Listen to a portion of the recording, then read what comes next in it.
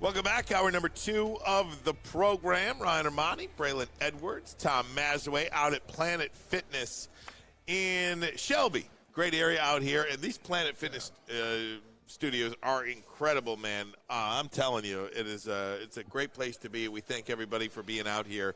Let's go to the phone now and bring in the voice of the Detroit Lions, Fox 2 Sports Director. And, of course, you could watch us every day, 2 to 4 on fox2detroit.com and the Fox Local app right there on your Roku, Fire Stick, and many other ways. Dan Miller, how you doing, Dan? What do you say, fellas? How are you? Hey, Dan. Doing great, man. And I'll tell you, this football team, watching them in the first half has been a really good thing, too. How would you characterize a 6-2 first half of the season?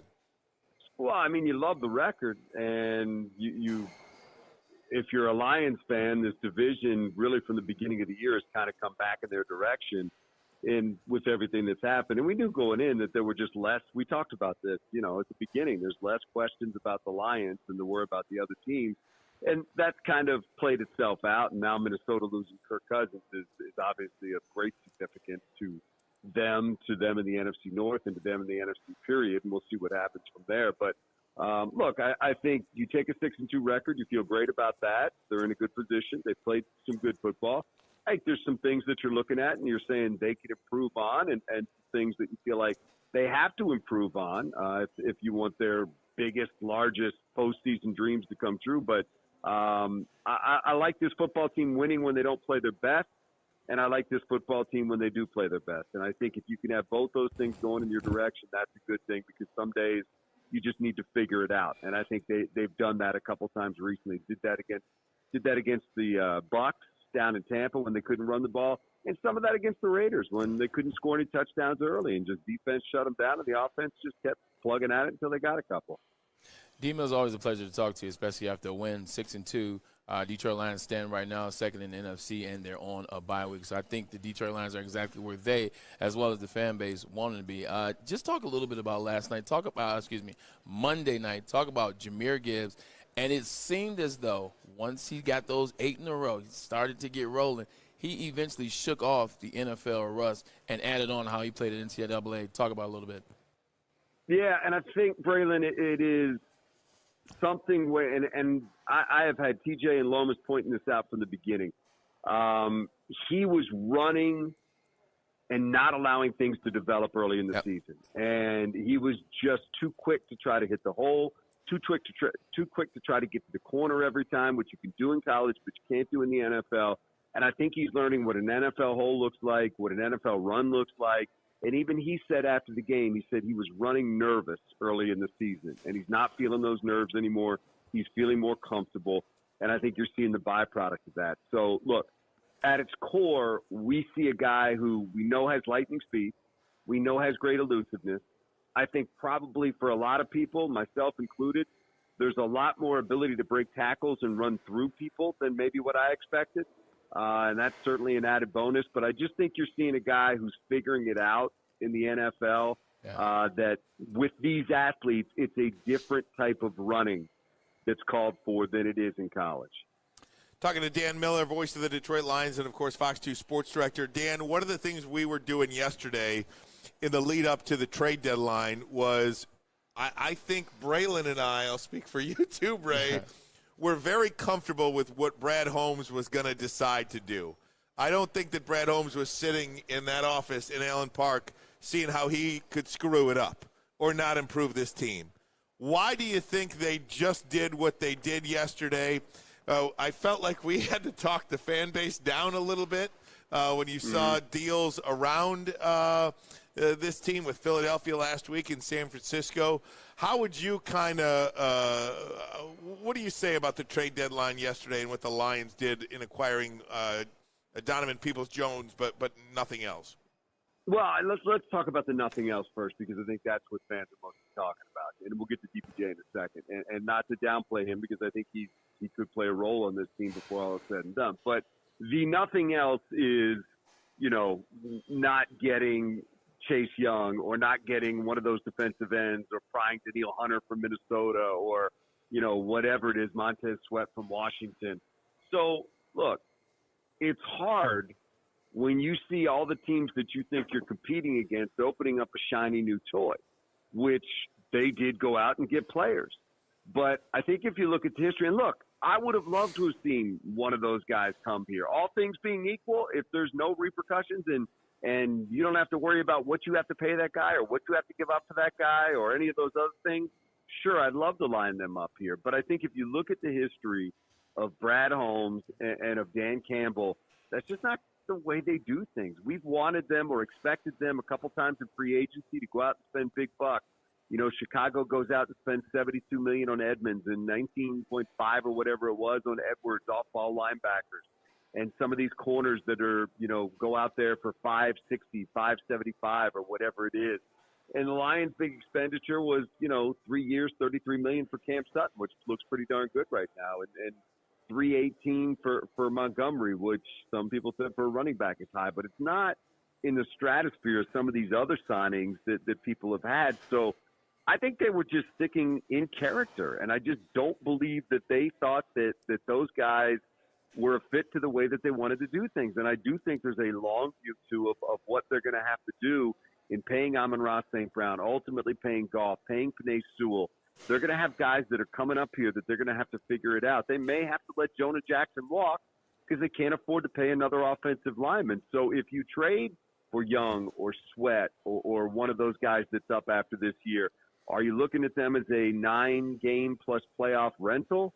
And then are you willing to pay them $18 to $20 million a year? And then you get into, are they a fit for what you want to do? I mean, we've seen the stuff about Chase Young not being disciplined. I talked to somebody in Washington yesterday because I just wanted to hear it for myself. And they said, no, he's thought of as a guy that does not play within the system. What do you hear from Dan Campbell and Aaron Glenn all the time? Guys have to trust the guys next to them. They have to do their job. We can't have anybody not doing that because that's when things break down. That's been a constant this year. So maybe they thought he wasn't a fit. Whatever the case, to your point, Ryan, it is about Brad Holmes and the way that he wants to do this and the way that he wants to build it. At the same time, I completely get where this is, you know, Christmas morning and a lot of people, other people got toys and the Lions are kind of sitting back watching saying, what about us? And whether or not that'll have a long-term impact as you go to compete against some of those teams down the line. So I get it. And I will tell you, my biggest question probably going into this last 9-game run is that pass rush, even with 6 sacks on Monday night. It is when you get down to the toughest of times against good teams, is somebody besides Aiden going to win? Because they need to take some pressure off him. And, you know, those 6 sacks came in the second half. And those 6 sacks came when they knew the Raiders had to pass. And let's face it, Garoppolo's a statue. Now, I don't want to take anything away from what they did in that game because they did what they had to do. They beat the heck out of them, and they got a coach fired, you know, 24 hours later.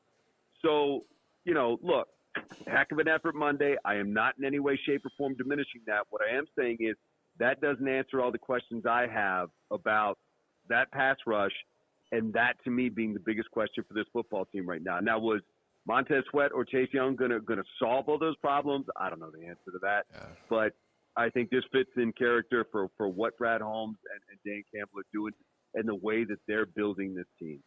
Yeah, and I'm glad I'm not Brad Holmes. 1, 2. I appreciate you watching the show because I definitely was Ryan yesterday talking about. I just think you taught like Rocky told Apollo. You taught me everything you know. It's the same analogy I gave yesterday, Dan, about Christmas morning. I mean, when you got all these teams opening up a shiny new toy and you got coal. Yeah, a lump of coal. Well, and let's remember, guys, when free agency happened last year, there were a lot of us that looked at the Bears and said, oh, my God, look at all the money they're spending and all the players that they're bringing in.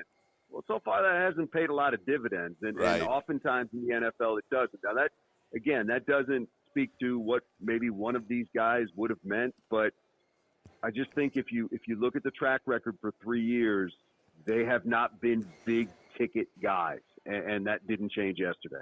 Hey, look, and at the end of the day, last thing about the trade deadline, look, it's the right player at the right price. That's the thing I heard over and over yesterday in terms of the teams that didn't make moves or made smaller moves. So I got to go with Brad Holmes. I got to trust him on that. The right player at the right price. And for us, it was Donovan Peoples-Jones. We got another wide receiver that can make some plays out there. Shout out to University of Michigan. And also he and my mother go to the same church, so that was a big pickup for us. Dan, big picture, 6-2 Detroit Lions right now. They currently – what has surprised you in a positive way? You know, I'll ask these questions. One of my favorite questions.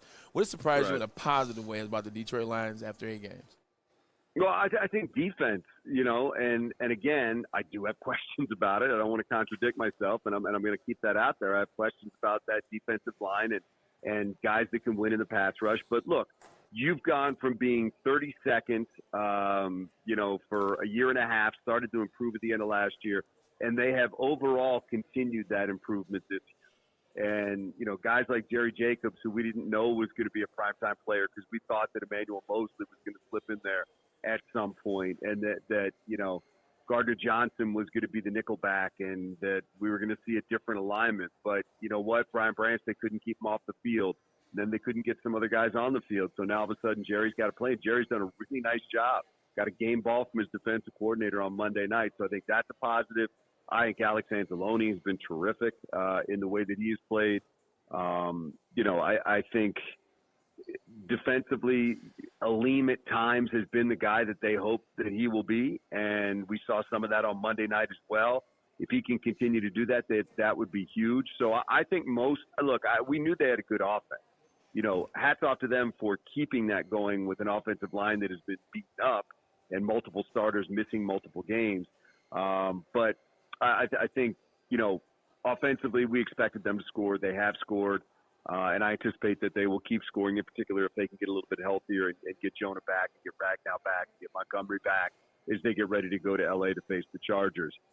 Defensively, look, they've made significant improvements. But if you're talking about being at the top of the NFC and competing when it gets to late January and into February, they're going to have to continue to improve and get even better and you know, figure out some things in terms of getting the quarterback. But at the same time, two things can be true. One, you can have made significant improvement on the defensive side of the ball to the point where it is a reason that you have won some games, but it can also be true that you need more, and it has got to be better in certain phases. And I think that's where I am on that. Hey, Dan, just a couple of quickies from you from Monday night. I looked at Josh McDaniels. I thought it was dead man walking that night, and it happened a day later. He is gone. Ziegler is gone. They cut their offensive coordinator out as well. It was one of the worst coach games I've seen, and I saw Jimmy Garoppolo play his worst game as a quarterback. Did you get that same feeling that this team didn't know what they were doing? No, they just didn't look like they had any life. Look, they haven't been able to get anything going all year. Jacobs was the leading rusher in the league last year, and he hadn't been able to get on track. They had one good drive that entire game, and that was an impressive drive where they marched down the field on the ground and just ran right through the Lions, but they couldn't build anything on top of that. You got one of the most explosive receivers in the league who was a non-factor. Jacoby Myers, non-factor. Renfro, who's a crafty guy that can catch the ball, non-factor. And it just defensively, you know, you got a wrecking ball out there in 98 and not much else happening. And I don't know, maybe they just enough is enough. I have no idea what's going on behind the scenes there or how, you know, Josh McDaniels is conducting himself or running the organization or anything like that. But based on what I saw Monday night, there wasn't much of anything there that was giving me hope that this thing was, you know, had any sort of upwards trajectory. Hey, it was a great thing seeing Lomas Brown get inducted into the Lions Pride. I was hoping that you would be on that field giving that speech, but it all worked out, and we're so happy for him.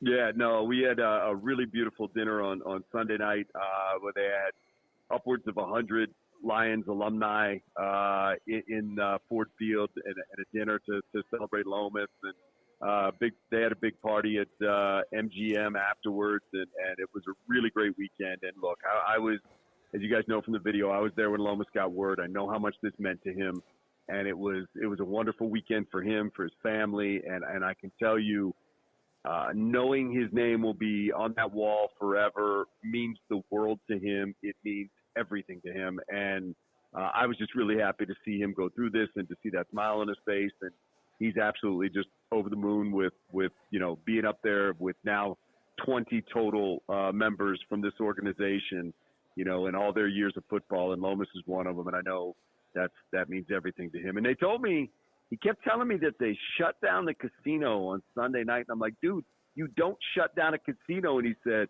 I know, but we did. And I still, I have no idea how they do that. But all those guys, they were, I'm sure telling lies, having a good time, and just there celebrating not just Lomas, but the brotherhood they all have of having played for this team and having that lifelong connection. I've shut down a couple myself, Dan. I was thinking the same thing. Vegas hey, nights. Ryan, I think if we're being real, they shut you down. Shots fired.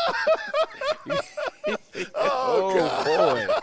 That's a fact. That's a fact. That's tough. Oh, Dan. All right, man. Thanks so much. Hey, what are you doing on Sunday? What do you do on the bye week? Oh, Crack dude, jokes on Ryan? I plan on being on my couch, doing nothing, maybe eating some food, having a couple drinks, and this is going to be a total chill weekend. God bless, man.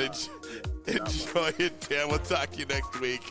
All right, check Dan out. He won the day. That's right. He won the day. Dan Miller, everybody, and check us out, fox2detroit.com and the Fox local app each and every day. We are going to take a break.